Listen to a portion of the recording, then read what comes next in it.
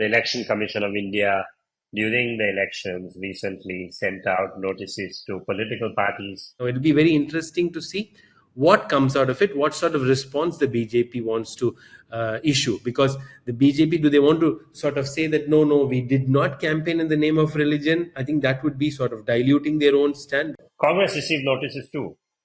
So how do we think about that? Is that because the Election Commission is trying to be balanced? For a lot of people who live outside India, they're looking to these speeches to say, hey, what's the big agenda in India? It's machli, what you eat at a particular time of the year. It's Mangal Sutra. I find inheritance tax as a discussion normally is a way for politicians to indicate to the wider masses that we should redistribute wealth.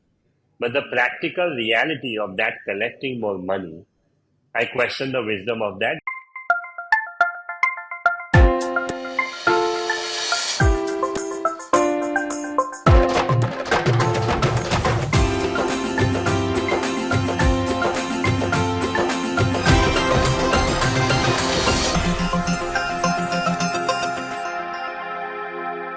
Hello and welcome everyone to the 13th episode of the India Dialogue.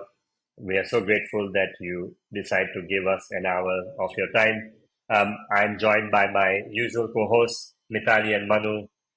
Mitali, as you might know, is known for her time at CNBC and is currently Director of Journalism at Reuters Institute. She's also an author of an upcoming book called Crypto Crimes. Manu, besides being a spokesperson for DMK, is a lawyer and advocate with his own law practice. I am the CEO at Distributed Energy and chair at the School of Policy and Governance. Today was phase 2 of the election. We've been doing these discussions in the build-up to India's elections with the view that we unpack issues that matter for India in a sensible way without shouting at each other, unpacking in a meaningful way where people actually can get into some of the deep topics that affect India today. As part of the election process, there are two sets of remarks that have had the media discussing them with a lot more depth, and we wanted to unpack those issues. I'll open and moderate the first topic, which is the Model Code of Conduct. The Election Commission of India, during the elections, recently sent out notices to political parties for alleged violations of the Model Code of Conduct by their star campaigners. BJP received a notice around the comments made by the Prime Minister at a rally in Rajasthan, as well as the Congress Party received a notice concerning statements based by their leaders, including President Kharge and Rahul Gandhi. Let's try and understand what this even means and what is the process of issuing notices. Manu, can you help unpack this issue and help us understand what these notices mean, and do they actually have any purpose?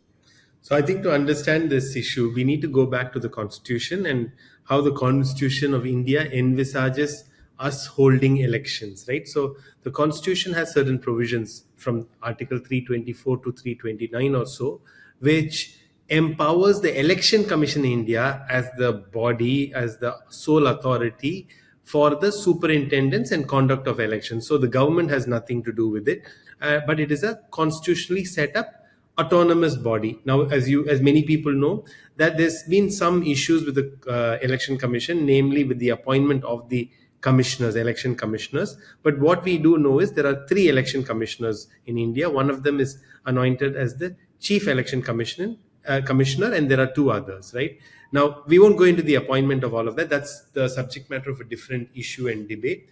But today, the Election Commission of India, through various bureaucrats who are already stationed, so these are IAS officers, so civil service officers who are already stationed in the various states, they conduct elections across the country, right? So for example, each state would have a chief electoral officer. This person is the sort of the agent of the Election Commission of India, if you may, in that particular state, and is in charge of conducting all the parliamentary constituency elections in this election season. So now, just keeping that in mind, let me come to how the elections are conducted, right? They usually, when elections are there, there are typically three sets of stakeholders who are most interested. One is obviously the candidates contesting in that election. Second are the political parties which set up some of these candidates, bearing in mind a lot of candidates may still be independent. And third is the governments that are already functioning in that particular state, right? So the election commission gives a set of instructions, okay, or guidelines. These are collated and together they are called the model code of conduct. So essentially it's a code with a series of instructions or guidelines given to these three stakeholders mainly. Why I'm saying mainly is because typically there is no guidelines or instruction given to the media, right? What can be done, what cannot be done. But if a candidate or a political party has a paid advertisement, like which is masquerading as a news, which is the paid media phenomena, then action can be taken against the media outlet and the particular political party or candidate sponsoring that. But nevertheless, these are the three stakeholders who are given instructions. Now, the first thing I think anybody must really understand is this is not a law. I mean, the law that governs elections is called the Representation of People Act, first in 1950, and the Representation of People Act in 1951. But that does not talk anywhere about model code of conduct. These are sets of instructions over the years which have been sort of cumulatively collated and then issued to these three stakeholders by the Election Commission of India. So the latest set of model code was issued on 1st of March 2024. As you know, the election was notified by the Election Commission of India on 16th of March 2024. So prior to the election being notified, they sent out a series of guidelines. Now, political parties, candidates must all abide by the model code of conduct. Now, what kind of instructions are these? So one would be how to conduct yourself during campaigning. So this is very important. Now, political parties are told how they should, for example, before they put out an advertisement in digital media or mainstream TV media, they must get a pre-certification, like a censorship certificate, to make sure it's not wild, it doesn't propagate some sort of a hatred and so on and so forth, right? So typically all political party advertisements, if you see, they should have a little number which says SLMC, State Level Media Certification Committee, or MCMC, Media Certification Model Committee, something like that, and they will have a number. Now, that is what the political parties expected to do. For example, candidates are expected to campaign in a proper manner. A proper manner meaning to make sure that they are not spreading or spewing communal venom. They are not creating unnecessary sort of divisions. They are not offering people bribes or illegal gratification in exchange for their votes, and so on and so forth. Now, the third aspect, which I think most of us are familiar with, is the instructions given to governments. So governments are asked to sort of be hands off during this period, during the period of election. So from the 16th of March, no state government is allowed to announce any major new scheme or initiative, right? So the idea being very simple. While the election sort of season is on, don't come up with some new idea or new big scheme, which will obviously draw voters. But let me point out some of the issues here, right? The election code of conduct, model code, came into force for everyone, the entire country. So all the states from the 16th of March. Tamil Nadu, the state where I am, went to elections in one phase. All 39 seats concluded on the 19th of April. Now, for us, there is like really odd, bizarre situation, which from 20th of April till the 4th of June, the day of counting, so almost close to a month and a half, Tamil Nadu government cannot really sort of go back and start new schemes or delivering some new initiatives, right? Because of the model code of conduct. Of course, there's other sort of general model code guidelines also, which is, for example, in Tamil Nadu, you cannot carry more than 50,000 rupees in cash, right? So there are surveillance teams that are moving on. So they may stop you and say, can we check your bags? And then if you open your bag and there's like 65,000 rupees, they can say, no, you are not allowed to take this. Of course, if you show them sufficient proof that this is, you withdrew this money just now, or you have the bill bills or receipts for it, that's, you can explain to them and keep the money. But most people, they may just be moving money, the traders, from one place to another. So they're in for a very difficult time for the next 5 to 6 weeks in Tamil Nadu. So these are the issues under Model Code of Conduct. Now, why is this important or sort of recently in the news is because early last week, Narendra Modi, while campaigning, I think in Madhya Pradesh, I could be wrong, but campaigned on the basis of religion. Now, this is something that Congress and other opposition parties have been saying, that BJP and Modi, essentially, especially Modi, they keep campaigning in the name of religion, asking for votes in the name of religion, and so on. Now, It was in Rajasthan, Manu. Sorry. it was in Rajasthan. Thank you for the clarification. But this is explicitly barred not only by the Model Code, but also by the Representation of People Act. So Section 123 bars, asking for vote in the name of a candidate's religion or a political party asking for votes in terms of religious basis, right? So this is where the issue started. Now, what we've understood is earlier this week, the Election Commission of India, I think after some complaints were lodged, had sent notices on the basis of this speech made by Mr. Modi in Rajasthan, not to Mr. Modi himself, but to the political party. Now, there's two ways to look at it, right? One is that somebody could say, hey, hang on, Mr. Modi himself is a candidate, so he should have been given this, and as the maker, as the author of that speech, he should have been given this notice in his name and asked for a response. The other way to look at it is Mr. Modi was in Rajasthan not to campaign for himself in his constituency, but for his party and for other candidates. So therefore, really, it is the party which sent him there as what they call a star campaigner. It's the party that must answer to this notice, right? So either way, that all we know is the Election Commission has issued this notice. Now, it'll be very interesting to see what comes out of it, what sort of response the BJP wants to issue. Because the BJP, do they want to sort of say that, no, we did not campaign in the name of religion? I think that would be sort of diluting their own stand, because I think they've been steadfast. They've been repeatedly using the Ayodhya Ram temple in various campaign speeches. They've been using the imagery of the Ram temple in various campaign publications and so on. So do they want to distance themselves from this to sort of make sure it seems like they are kosher, and that they will sort of later on dispute and fight it out in courts if it needs to be? Or whether they will sort of say that there is nothing wrong with it, you can campaign, this is a sort of an existential issue, not just purely religious. This is, as BJP always likes to argue, this is a cultural, civilizational issue and so on, right? Either way, what could the potential ramifications of this be? Now, the Election Commission cannot, as you know, of course, take law into its own hands, but it can do one of two things.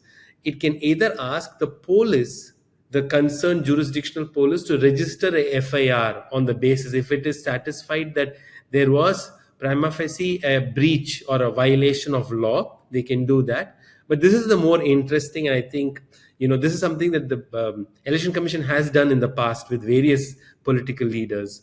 They can actually put a censure on the person from campaigning any further. Now, of course, it's a far cry that any of us expect that to happen to Mr. Modi, given his stature and influence over, big parts of the party and the political ecosystem. But nevertheless, that is the power that the Election Commission of India has, and it must exercise that power in a way in order to further free and fair elections. And that is very important. So ultimately, the people of this country must feel that, are the elections being run in a fair manner, or is somebody being given a sort of a bit of a leg up, or a little bit of a easier sort of run to the post? So I think that's what is very important for us to understand. Now, of course, Congress has really used this issue and campaigned heavily. But what I've seen politically is that Congress and other political parties have not only relied on this, right? They've relied on this to attack the moral basis of the Bharatiya Janata Party. But the last 1 week, when the entire machinery, the Congress machinery was focused on Karnataka, which went to elections, in the second phase, they actually, used primarily the issue that the BJP in Delhi had not given devolved enough tax money to Karnataka. So it was more on federalism. It was more on fiscal federalism that this campaign had sort of been advanced. So I think that's where the model code is, and I think that's why it's important for us to know what happens, what may happen with the model code. It does affect every single one of us. There's my last point on this is that, see, of course, there needs to be freedom of speech, right? And the American sort of jurisprudence argument would always be that's okay, let him speak what he wants, so the other side can use that and say and expose him and say that, look, all he has is just religion. All he has is this appeal to religion, right? He has nothing more. He has nothing to show us in terms of growth or development and so on. But in India, we have a much more limited, much more restricted understanding of freedom of speech. It's not the American sort of absolutist freedom of speech interpretation. So I think it's interesting now that the Election Commission has initiated some action, issued notice. It'll be interesting to see what the response of the BJP would be, and whether that would firstly, make it public, whether we will get to know what the BJP says, and secondly, whether there will be any further sort of consequences on that. But that's where model code of conduct has sort of brought us in this election. I have two questions. I don't know if you can take them. One is, I mean, does the response even matter here? What would the election commission do in a situation like this that actually has ramifications? Number one. Number two, my Congress received notices too. So how do we think about that? Is that because the election commission is trying to be balanced, or is there are there problems with Congress statements also around communal um, comments?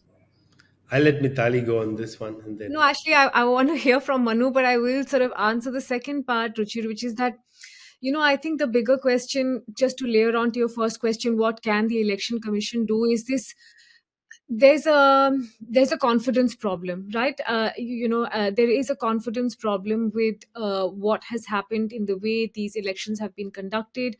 Manu touched upon it very lightly in terms of how the election commissioners were selected. It was a very sort of slapdash, last moment affair. Somebody stepped down quite suddenly for no reasons. Since then, and this is not the first time, this has happened with state elections, including state elections like West Bengal, where a lot of concerns were raised about partisan behavior by the election commission, which is considered to be quite standalone in that state, in that sense, both in terms of how phases have been planned, both in terms of the leniency that is given to one party versus the other. So I think the lack of confidence is, are there different strokes for different folks?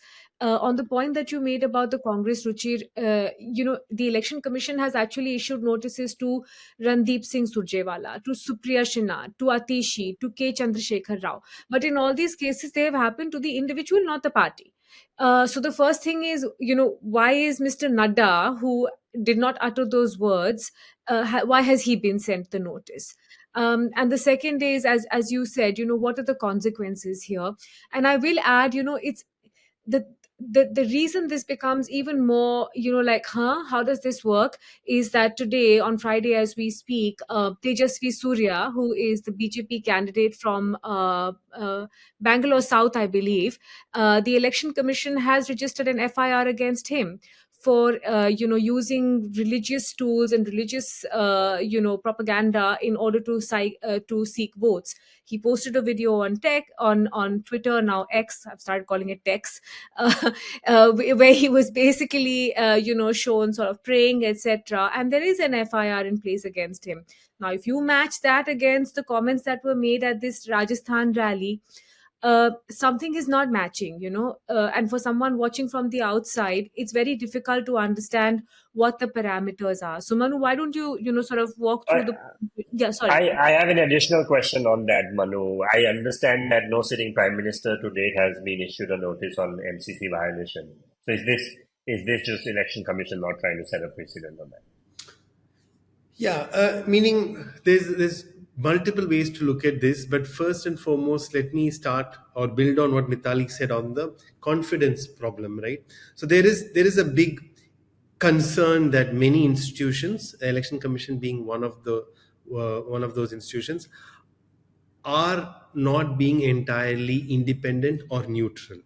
This is, of course, exacerbated by the appointment issue and the sudden resignation and the appointment of two election commissioners, literally, hours before the elections were to be notified. Now, building on that and seeing various sort of states where the opposition ruled governments are sort of being taken to task, or opposition political leaders are you know are asked to sort of go the extra mile to prove their own fairness and correctness. I think there is a larger issue around that, which the Election Commission of India, if it does not address now and address quickly, the great sort of legacy that has been built over the years, over the session years, over multiple chief election commissioners and election commissioners who have, though been political appointees, having been appointed to that position, have exercised, discretion and neutrality. I think we are I think there is a serious danger that, that loss in confidence. See, whether it is real, actually they are not being neutral is secondary, right? We are only talking about perception.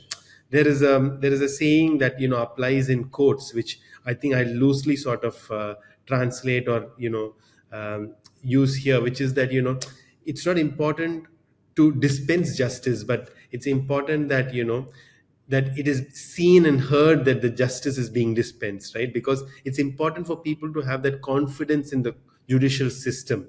So, taking that to the Election Commission, I think it's important that the Election Commission also acts in a manner that people feel they continue to trust the system, they continue to trust the institution, and have full faith in the institution that it will deliver free and fair elections. This last week, there was a case in the Supreme Court, on VVPATs, whether they must be completely 100% matched or not. And of course, I think it's a great sort of system what we have now. So you press the button on the EVM machine, and then there is a box, the VVPAT box, where you can actually see the vote, right? See whom you voted. So it is quite good. And I think at the moment the way it works is they randomly test certain votes to see if they match, and by and large they go with that, even if it is a small error. But testing 100% may actually be quite cumbersome, I do admit. But what I'm trying to say is that the fact that somebody moved the Supreme Court and had like a detailed hearing on this actually shows that there are serious concerns that are being already flagged with the system. And it's all come now in 2024, right on the eve of the election. So there's a real confidence issue firstly. Now, like I said, in the years gone by, many leaders, I think the ones I can remember quickly are, I think about 7 years ago, Priyanka Gandhi was issued a notice on the basis of a speech that she made. I remember some years before that, I think Bal Thackeray, if I'm not mistaken, was actually censured and asked not to continue campaigning. A couple of the leaders in 2021 state assembly elections in Tamil Nadu, I can't remember whom exactly, they were asked to not continue campaigning on certain basis of certain comments or statements that they'd made. So, like I said, the Election Commission, because of its role and as the sole authority in charge or to superintend these elections, they can go to the extent of preventing people from campaigning for having violated this. Now, whether it will go to that extent, and as we all know, I mean, more than the Congress party and the India alliance, the BJP in some ways is more heavily reliant on one or two leaders. So whether the Election Commission will go to that extent is hard to see or hard to sort of guess. But definitely, I think this shows that, as you said, the first prime minister facing elections who's been issued a notice, right, or a notice being issued on the basis of a speech made by somebody like him, I think is certainly showing that there is a serious cause for concern in terms of how elections are being conducted. Of course, Dr. Manmohan Singh between 2004 and 14, he didn't really contest the Lok Sabha elections, so he never had an opportunity, and he was not one of the so-called star campaigners in those elections. So, I think it's unfair to compare Mr. Modi with Dr. Singh. Just given that they sort of are different beings. Also, Mr. Modi is a sort of a campaigner in chief. Mr. Dr. Manmohan Singh is much more of a a backseat, sort of a player in the political campaigning sense. So therefore, I think what we are seeing today, I've seen foreign media, Western media also report this quite heavily, to say that, to build on the existing narrative that Mr. Modi, his campaign has been actually quite, shall we say, quite uninspiring, right? Because we've talked about this numerous times, the old BJP playbook was this, Hindus khatre mein hai, these people are coming, we are the one, you only got us and whatnot. To hear it again in 2024, to be honest, the sort of the, notwithstanding the bad taste it leaves in one's sort of mouth, I think it does feel very, very boring in some sense, very uninspiring, very unoriginal, right? If Yeah. after 10 years of campaigning and 10 years of governing and 10 years of, like I say, absolutely dominating elections in India, this is your best sort of foot forward for 2024 and beyond, I think that's it just shows that maybe this is again going back to sort of the old, Yeah, us versus them. I just wanted to jump in on that, Ruchir. I completely agree with Manu. And, one is that it's so early because we are only in phase two. But I think a lot of on ground reporters are beginning to talk about the very apparent voter fatigue. There's clearly a lack of interest, there's a lack of spiritedness in terms of participating in what should be a really robust democratic process. And this is I'm approaching this from a sort of a political economy lens, but this is a piece that I was trying to get my head around to write as well. I mean, there were reports, what was it, just 3 or 4 days back, saying India is on track to become the fourth largest economy, right? The IMF itself has sort of hailed the growth rate that India is reporting. For now, there is of course the sign that it's going to start tracking low, but for now we have one of the most competitive growth rates in the world.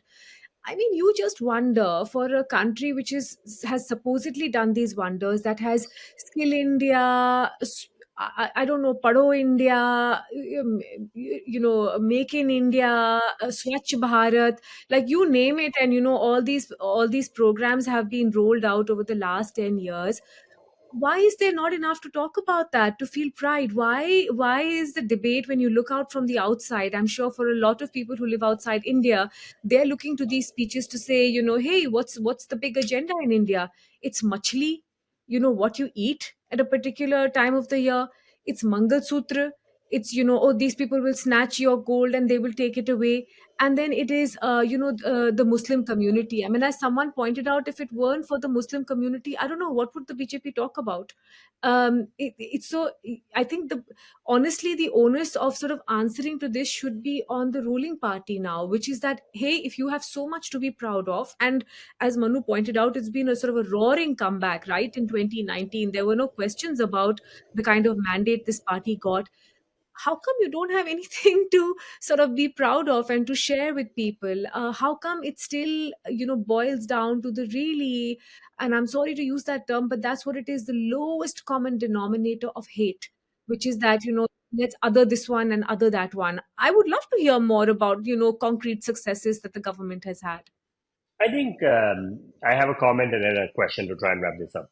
The comment is, I think because of the lens on the BJP around communal pieces, even if they spoke about development, the sentences around the communal pieces get elevated in the narrative, primarily because it is such a strong part of the media narrative about the BJP, which is that it is a communal piece. So I think even if they spoke, and I think this is true for other parties too. Like every party has a stereotype, and so much of the attention goes towards the stereotype. But I want to move to the practical component of this, which is communal comments have been such a strong part of the election process in India for such a long time. And historically, I think I could be wrong, but I remember reading an analysis, maybe it was in the Hindustan Times, which was around how the politicians who stoke communal hatred usually don't get punished. They actually often benefit from it electorally, because locally you read the temperature of your community. Um, ha- is this is this going to consistently be the key way people think about elections? I often think one of the issues is if people are not employed, people are not seeing growth, then these sort of issues take prime time. Is this our future, that communal politics will continue to feature in our elections? You have to do this to win. My brief response would be that it already has, Ruchir. It was the first mandate when, the BJP and Narendra Modi came to power, where it was about wiping away, the alleged corruption in the Congress party, where it was about reconstructing, a stronger economy, and really building for progress. Since then, even if you compare it to the 2019 speeches, this is exactly what we saw. In 2019, it was kapdon se pehchano, recognize them from their clothes. Again, a dog whistle for the Muslim community.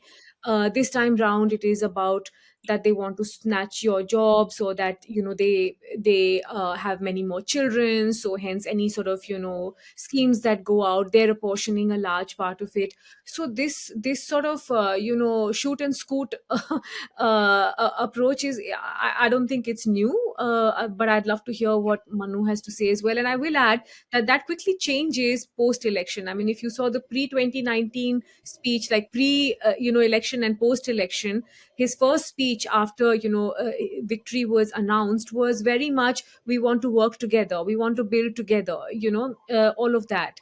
But there is this sort of Jekyll and Hyde nature to how the narrative switches around. The old saying goes, you campaign in poetry and you rule in prose, right? So I don't know how that applies here, but I'm sure there is an analogy there. You when you campaign, you talk about these heavy communal undertones, and then sort of when you once you form government, you sort of try to make it seem like you're a government for everyone, which is the right thing to say. But has it really sort of been borne out by their actions since 2019 June? I have my doubts in that.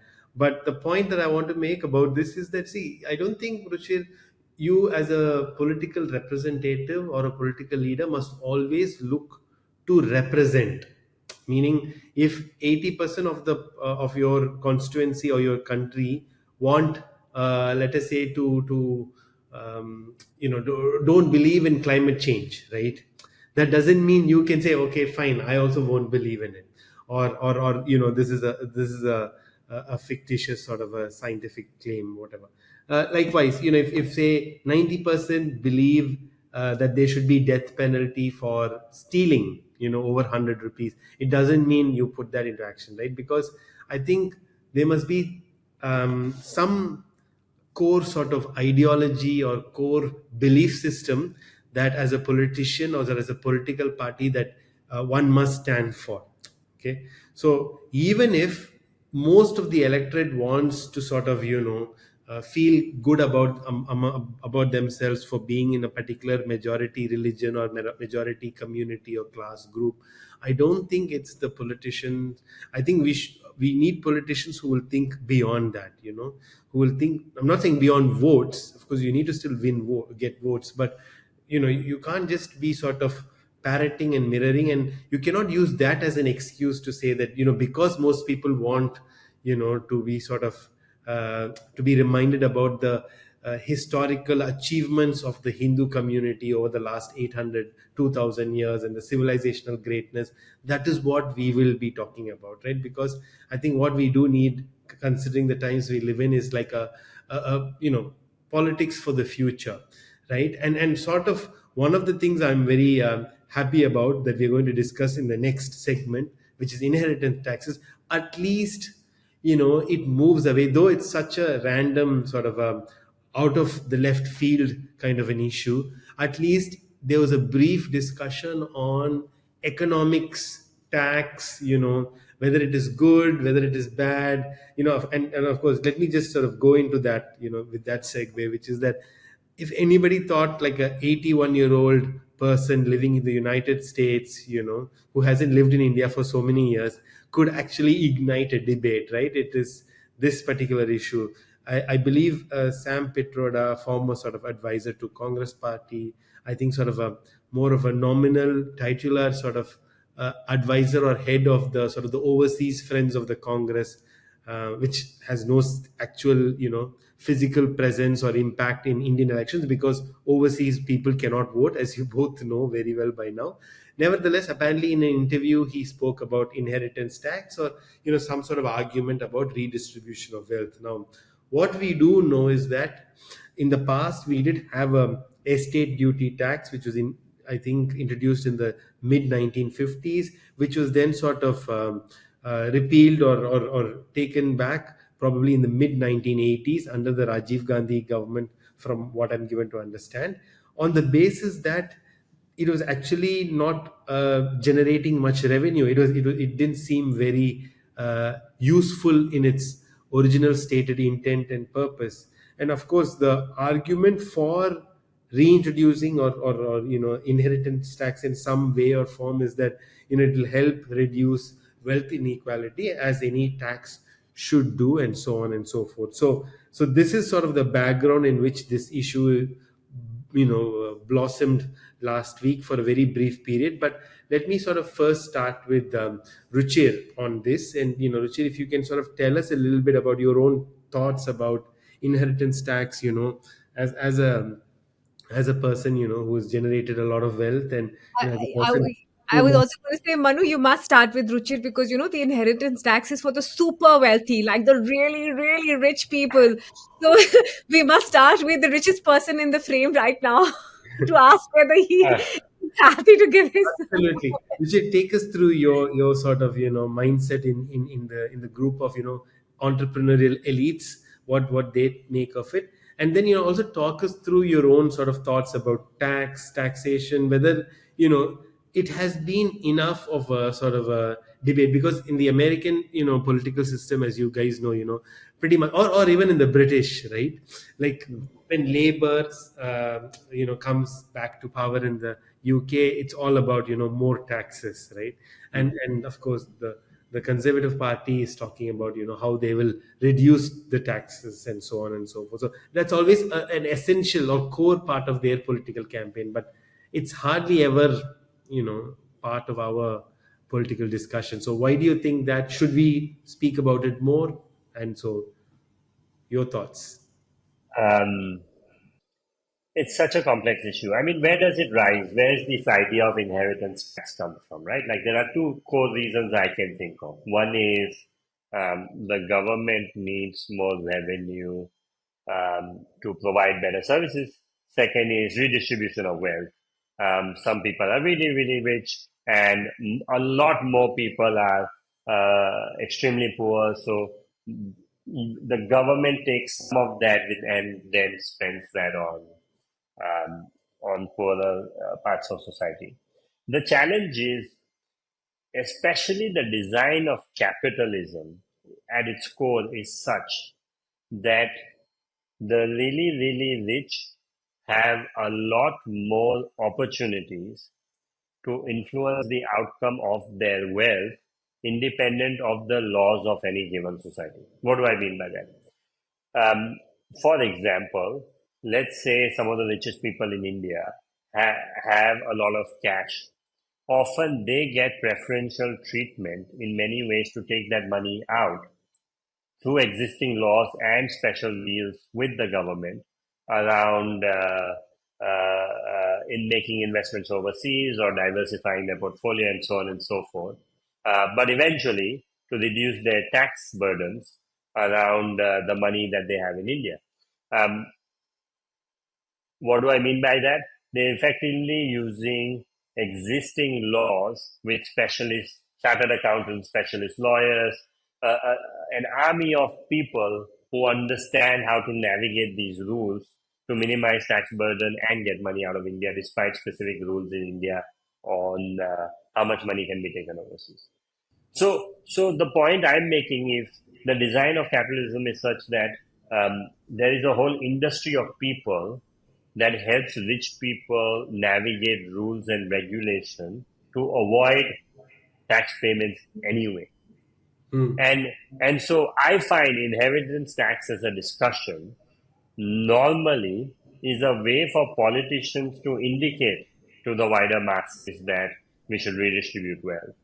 But the practical reality of that collecting more money, I question the wisdom of that because a lot of money will move out of India. Hmm. Already since COVID, my best guess is 20 to 25,000 Indian millionaires have left India. And a big part of that, besides, let's call it diversification of family wealth, because money should not just be limited to one market, it should be in other markets. Hmm. It's also about tax planning. And so already a lot of people have reduced their tax bills by having family members abroad and having income attached to that and so on. So what you're saying is So bringing in an inheritance tax would actually further sort of accelerate people taking money out of India in an they, effort they, to they not. will find ways to restructure. That is the point I'm making. And I Got it. think that is the fundamental flaw of the idea of inheritance tax. Got it. But as a political tool, you almost made it sound like, the justification given for the demonetization idea, right? Like we will now bring this in, which will really, really hurt the rich people who have, literally pillowcases stuffed with cash. And then they will be, but then sort of in a sense that didn't work out so well. But nevertheless, the justification, what you're trying to say is the political argument could be appealing for the Yeah. average Joe Yeah. who's I mean, like, yep, that's going to affect them. But then none yeah. of the, as somebody pointed out, none of the super rich in India have come out and commented on this, right? Have said this is very regressive thinking, don't do it. People will end up taking money out. I mean, they can't say it. But it's also PR disaster, right? If I come out and say, "Hey, don't do it," and then like everybody's like, "Oh, this guy hates redistribution of wealth," like it basically is not an appealing thing for a rich individual to come out and say out loud. One more comment I will make: there is a real parallel taking place right now.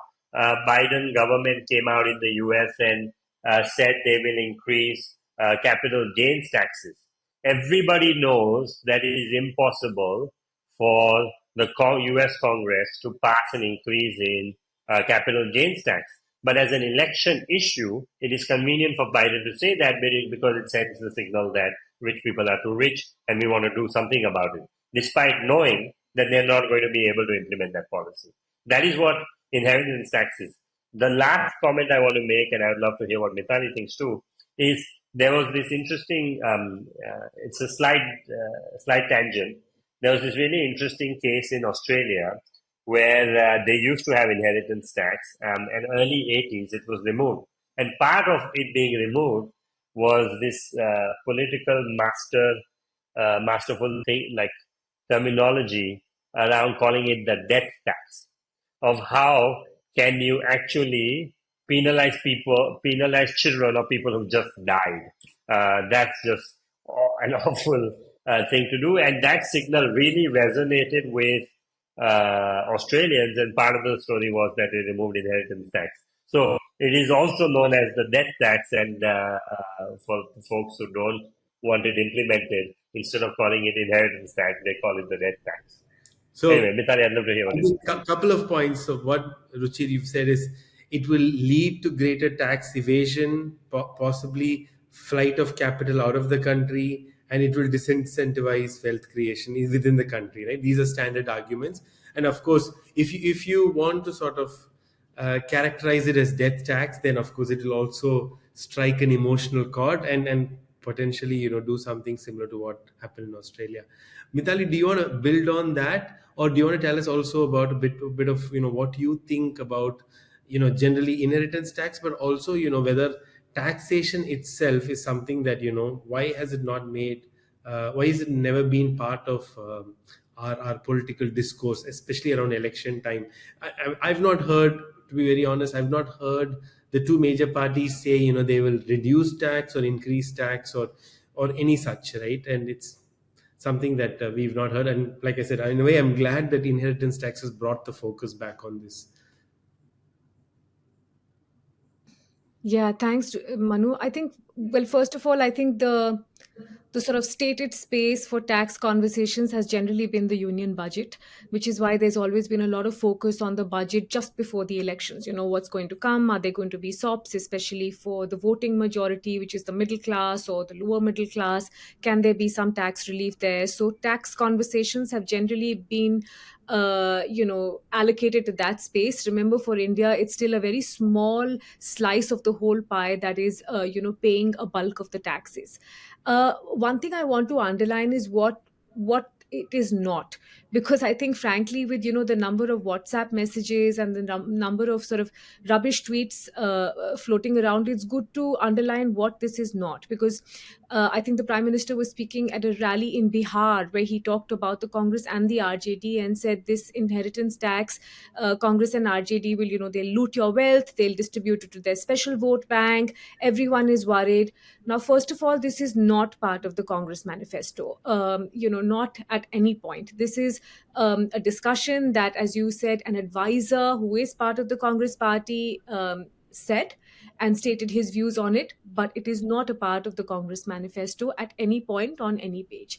The second thing it is not is reflective of anything to do with the middle class.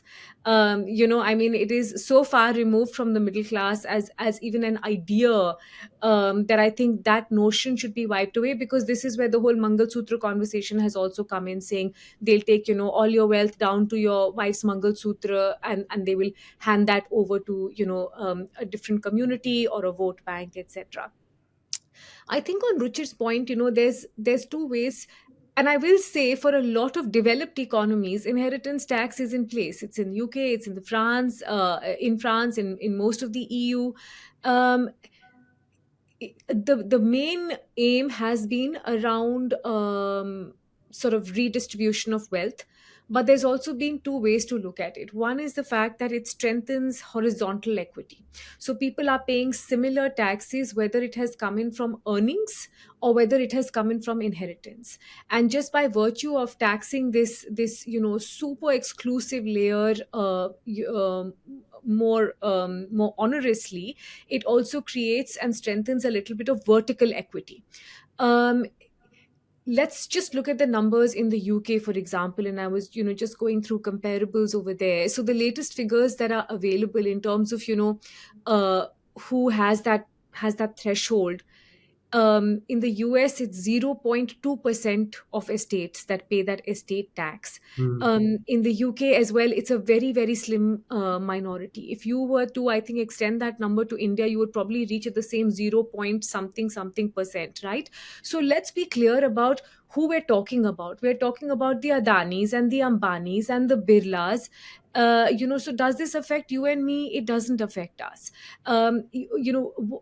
Is there the possibility that those who have greater ability to pay tax pay a larger share, and that actually goes into some kind of a development pool? That doesn't sound completely outlandish to me. So as an idea, especially for a country with this much inequity, I honestly don't think it's a bad conversation to be having. On Ruchir's point about moving funds out of India, I think that process is already underway. And I think, as he said, there are very, very savvy wealth advisors to very, very rich people who ensure that their money is not just diversified, but that money is perpetuating itself. It's growing in the best way possible for them.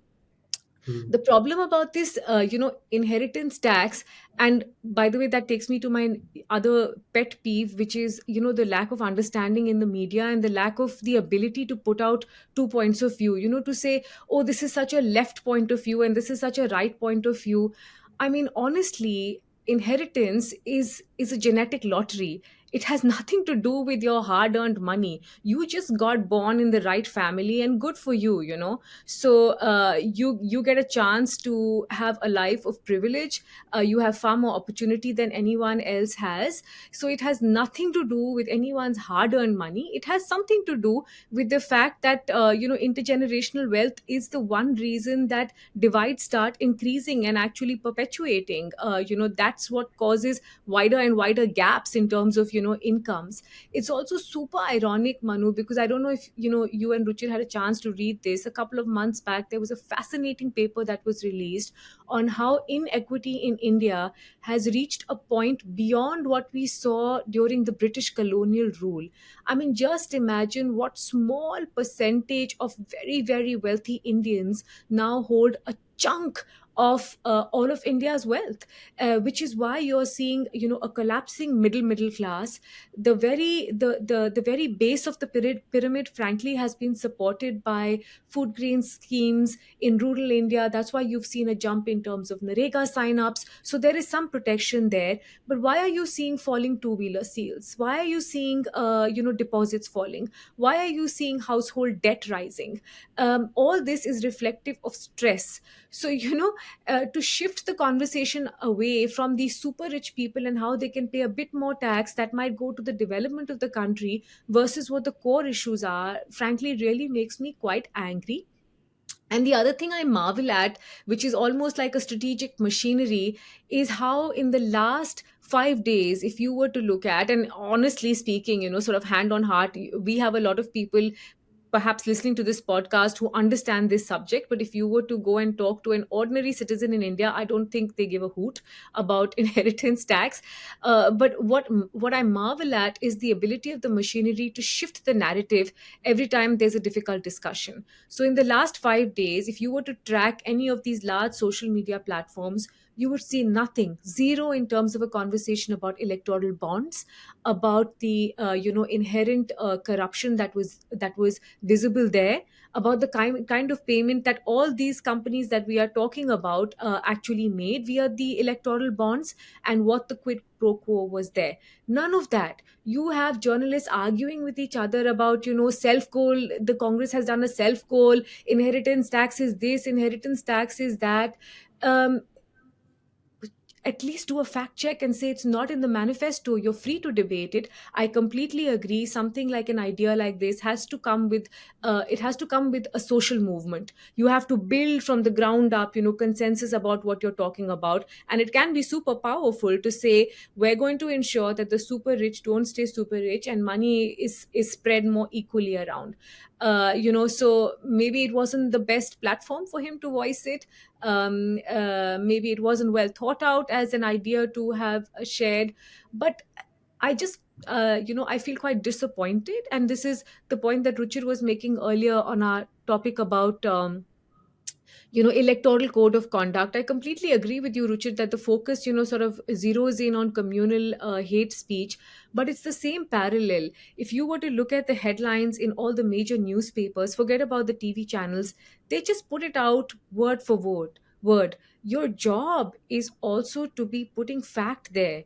Is it a fact that the Muslim population rate is faster than the Hindu population rate?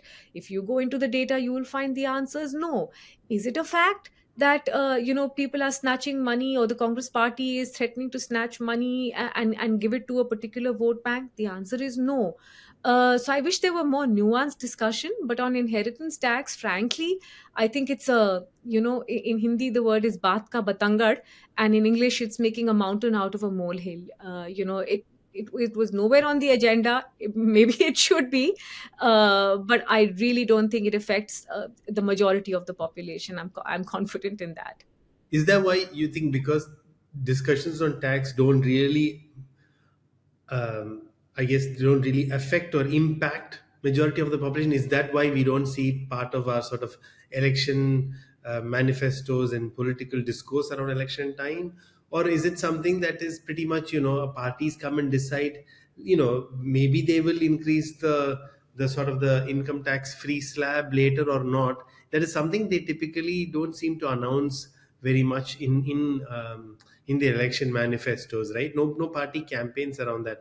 But bear in mind, some of the parties in the India alliance, they have sort of campaigned on that they will come in and reduce petrol prices, right? And the only way you can do that is by cutting the tax components that is going to the state. So maybe there is something, but it's not very clear. I mean, we don't tell people how we will reduce something. Interestingly, I want to add that in Coimbatore this time, the election in Coimbatore constituency, there was a lot of conversation around the goods and services tax. I don't know Yeah, if I this was is going to say. other places in other parts of the country, but a lot of the Coimbatore medium small enterprises felt like GST has really sort of impacted them. See, in the long term, whether for the better or absolutely for the worst, hard to tell, but just that extra additional burden of file your return, even if it is zero returns, file it every month, and then they get notices. There's GST sort of commissioners coming in and asking, demanding some money. People didn't know when they were paying rent that they had to pay a GST on the rent, and they didn't pay that. There's so much confusion, and the GST law still hasn't been settled, clearly. So, so that is the closest I saw of some aspect of tax coming into election related discourse. But was it available anywhere else in the country from what you can tell, Ruchir or Mitali? I think just really quickly, and I'd love to hear Ruchir's thoughts because he probably faces this, as an entrepreneur. I think GST has certainly started coming into the conversation, Manu, especially for the middle class trading community. They are now bearing the burden of the bulk of GST payments. Aside from that, just to go many steps back, it was an idea that was great in construct but very poor in implementation. The first very poor idea was to do this on a quarterly basis. Imagine a really small entrepreneur having to file these returns quarter after quarter after quarter. Just that administrative, workload that it added to their lives was insane. On top of that, there was no clarity on rates. The biscuit packet was taxed at something, but the input was taxed at something else. Then the packaging had a different rate attached to it. So it was complete mayhem in terms of, even thinking about it, which at that point as well, had been suggested by, I think, Rahul Gandhi. Let's have a flat rate, introduce GST, but let's have a flat rate. That didn't happen either. I think GST is coming into the discussion, but I think, Manu, a lot of this honestly is subverting from the main issue, which is jobs. It is sort of being completely whitewashed and completely not discussed, but this is a problem. It has been a problem for many large states like Haryana in North India, and it's going to become a problem in southern Indian states as well. Just a few days back, the TCS CEO gave an interview to Financial Times where he said over the next 2 or 3 years, we see call centers and that kind of back end work completely being rendered redundant because of AI. So, we have to do a really hard think about what our jobs approach is. And I think that's probably on people's minds when they vote. What decision they make, they can only speak for themselves. But Ruchir, what do you feel about, the GST and whether taxation should become a part of this conversation? I mean, both of you been so articulate. I think um, it is still a problem to do business in India, and anybody who says otherwise is lying. The reality, like the amount of messages, SMSs I get on GST filings because of the number of entities I have, it actually adds stress. Like I know we're going to file on the 20th, but it's so punitive. Like they are basically scaring you into filing. But but one thing I will say just to credit the GST implementation. The logistical movement of goods in India was extremely complex, and I can't tell you the number of people who are relieved because of GST, just in terms of the state by state gatekeeping that used to happen. So, so it is helpful, but yes, further simplification would help. I mean, just because it's there doesn't mean the work is done. Like, let's do better. Also, I think the point Mitali, you drove home, and I really agree with, is around inheritance tax is probably a bad answer to the problem of inequality. Uh, let's discuss the problem and we can try to come up with solutions, good solutions to address inequality. Same thing around jobs and so on. Like there are real deep issues that come from allocation of government funds. Where should they spend money? And if we were to talk about accountability of budget, if you just look at the media narrative when the budget comes out, it is not what is necessarily good or bad with the government. It is like, here are sectors that will do well, or here are sectors that will do badly. We don't really hold accountable our governments on the budget announcements. We just announce them, you know. So, so we don't have the practice of zooming in on spends and how do we hold them more accountable. I mean, we all know the level of corruption in our country, and we don't spend enough time trying to figure out how does that get reduced further. That if that spend becomes much better, much cleaner, reaches the people it's supposed to, I imagine that that is going to drive so much better outcomes for inequality than a lot of other things would. So I think the point is to not think about bad solutions. It's to focus on problems and understand how can we address those problems better. Anyway, maybe this is a good place to for Mitali to take over. Let's do Should I? Mitali. Have you Should heard? I be? Yeah. Okay, well, and I just saw this today, and I thought it would be interesting. So there's, I don't know if you both follow, and perhaps a lot of people follow him on Twitter and Instagram and otherwise. Adam Grant, who's sort of an Mm. organizational psychologist and thinks really hard and says some really cool things about how to lead personalities, and just how to work with different people. And I saw an interesting post that he put out about a study that was conducted on more than 400 students in Norway, where they basically did not allow them to use their smartphones while at school. Um, and then they tracked that over a long period of time. 3 or 4 years later, after conducting this experiment, they found that bullying was down by between 40 to 50%. There was a 30% drop in terms of girls going to visit the primary care doctor with psychological problems. The mental health gains were visible, academic gains were visible, and this was more apparent for girls from socioeconomically, disadvantaged families. I think it's, there's so much out there now, and for all our kids and these generations, they're born with gadgets and they're born with screens around them, so it's really really difficult to keep a check on it. But I think it's such important data for for schools, of course, but for parents as well, that there is a benefit to this. Bullying has increased because of the presence of social media platforms. I can't tell you how many teenage girls I have heard from with sort of um, with severe issues around their bodies and how they look and their perception of themselves. So it's really important to sort of see the good in technology, but it's also important to understand that the kids are their kids. They need space and time to do things away from the screen, and they need to not be sort of judged all the time via technology. So I thought that was a cool study. I have the exact opposite, have you heard, and you inspired me, which was around technology and the use of voice as interface. You were talking about how the increase in joblessness that's coming. Here's the opposite side. I have my son who's 5 years old now, who's just learned how to read, already uses voice interface on a number of apps where he asks these apps questions and these apps talk back to him. It is quite incredible where the artificial intelligence is, because apps like Siri or Amazon, Yes. Alexa, and so on. Um, the quality, like at least for our accents, it was. I used to find that it was maybe 90% good, and 90% in voice is not good enough because it would like get your noun wrong and so on. But it's amazing how good it is now, like with ChatGPT, any of those that you use, Perplexity, any of them you use, Claude, OpenAI, Claude from Anthropic, and so on.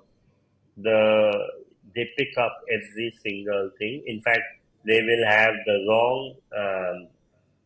He will say a word. It might pick it up wrong, but it'll autocorrect itself within half a second in terms of what the intention of that question is. and then it'll answer it really well.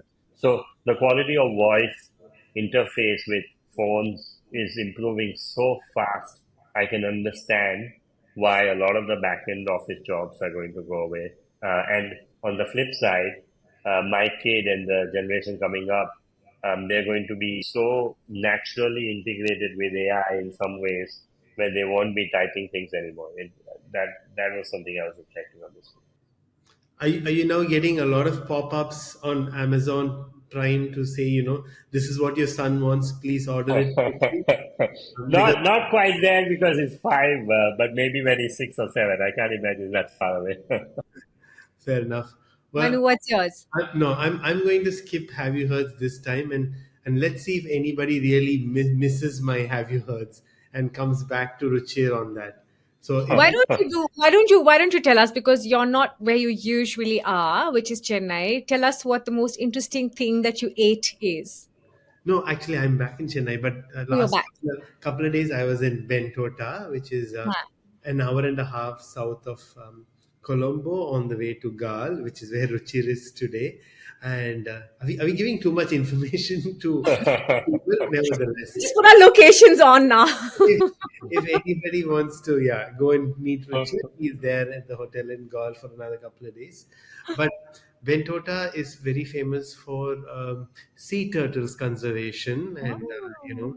again, something that I think we should sort of pay more attention to when now that we are traveling more. I think I try to find cool things that I can bring my children to. I think something in my mind has changed. Right, we used to think like this is a cool place to go as with your partner or with your friend or something like that. So now you think, what are the places you want to go to with your children? What can they do?